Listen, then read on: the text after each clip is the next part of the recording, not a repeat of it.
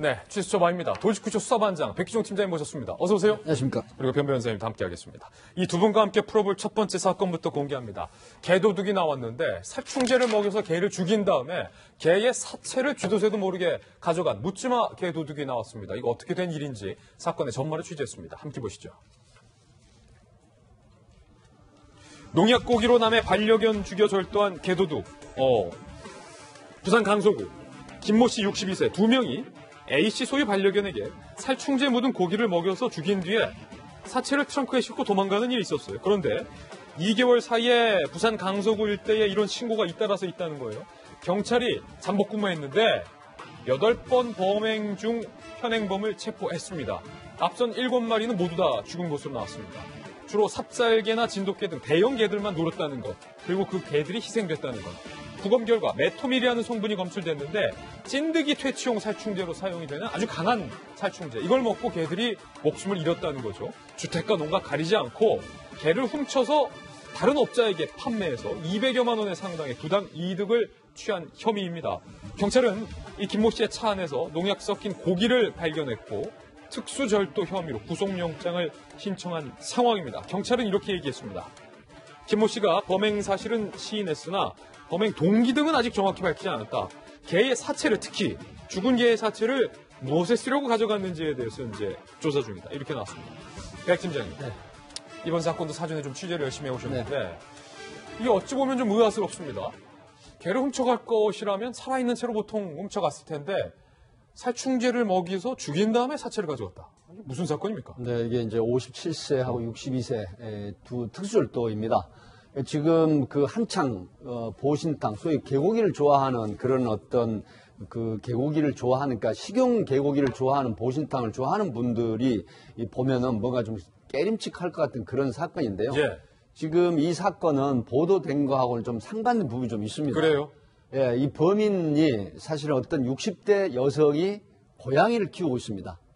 근데 고양이를 키우고 있는데 그 부산 강서구 일대에서 계속 개가 고양이를 물어 죽이고 괴롭힌다 하는 것에 앙심을 품고 그렇군요. 그리고 나서 이제 근처에 있는 개를 좀 잡아서 가져와라라고 해서 의뢰를 했다는 그런 측면인데 이게 사실은 방금 말씀하신 부분은 어떤 기사에도 현재 보도되지 않은 네네 그렇습니다. 그래서 지금 독점으로 취재한 그래서 이 부분이 지금 부산 강서경찰서 한종무 형사과장이 굉장히 수사통입니다, 이분이. 예.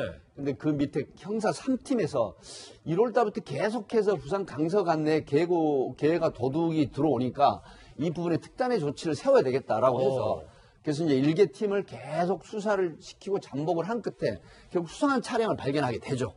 그래서 그 번호를 식별을 하고 이제 잠복을 하고 있는 중에 새벽 5시에 이게 말하자면 이 곳이 수용이 된 곳입니다. 부산의 그 모 공사 현장인데, 그래서 그 개가 있는 곳에 잠복을 하고 있는데 마침 5시경에 방금 말씀하신, 사실 저는 이제 이 농약 얘기를 안 하려고 했습니다. 이 농약이 땡땡땡이라고 저는 말씀을 드리려고 했는데, 이 농약이 사실은 그 지방에서 비비법 사건으로 2명이 먹어서 1명이 사망하기도 하고, 그 다음에 이 농약을 담아놓은 봉투에 쌀을 담아놨다가 그걸로 밥을 해서 드셨는데 사망을 하신 경우도 있고요. 또 이 농약을 이용해서 남편을 사망케 하는 그 보험 사기 사건도 있었습니다. 굉장히 그 맹독성이고 무색무취, 소위 말하면 이런 부분 때문에 이 관계기관에서는 색깔도 넣고 그다음에 냄새도 넣고 구토제도 집어넣었던 그런 농약인데 지금 판매 금지가 됐습니다. 판매 금지됐다. 네, 2011년도부터 판매 금지가 됐는데 이 농약을 어디서 구했는지 이 맹독성 농약을 가지고 이 사람들이 그런 개 도둑을 했던 건데 결국 이 체포를 했는데 트럭에서 개 사체가 나오고 그다음에 이걸 이제 부검을 또 하기도 하고 의뢰를 했더니 결국 이 농약이 발견이 됐거든요. 그래서 이 부분은 지금 동물보호법 위반의 의뢰자도 지금 입건해서 수사 중인데 양쪽의 진술이 약간은 상반된다고 합니다. 그러면은 좀 더 지켜봐야 될 것 같습니다. 캣맘, 그러니까 고양이를 기르는 여성이 청부해서 여성의 청부를 받고 개들을 죽였다. 네. 현재 수사팀이 이렇게 파악하고 있다라는 그렇습니다. 것이죠. 현재는 이제 그 동물보호법 위반으로 입건을 하면서 왜 그런 의뢰를 했느냐라고 추궁을 했더니 이 60대 여성 의뢰인은 기르고 있는 고양이를 계속 괴롭히고 물고 하는 것이 바로 개다. 그래서 사실 우리가 예전에 보면 견원지간이란 말이 있지 않습니까? 예. 개와 고양이 서로 으르렁거리고 원수지간이다라고 해서 개와 고양이를 원수지간으로 보는데 이 의뢰인이 이런 부탁을 했다는 부분 이게 과연 팩트인지 아닌지는 좀 더 수사를 지켜봐야 될 걸로. 다만 현재는 그렇게 주장을 한다라고 합니다. 그렇군요. 강서경찰서의 관계자를 저희들이 취재했습니다. 들어보시죠.